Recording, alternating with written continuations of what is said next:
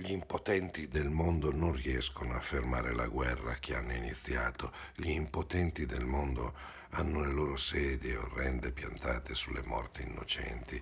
I loro nodi alle cravatte sono lo strozzinaggio che genera le guerre. Gli impotenti hanno fondato la loro forza sull'inganno.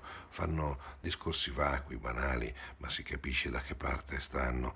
Gli impotenti del mondo vivono agiatamente in deserti d'amore, onorati da giocolieri, cantanti, sono tristi, indecenti, si uniscono al coro del niente, solo qualche sparuto poeta o nessuno senza alcun potere non si lascia ingannare, non tace e dice parole che mormorano pace.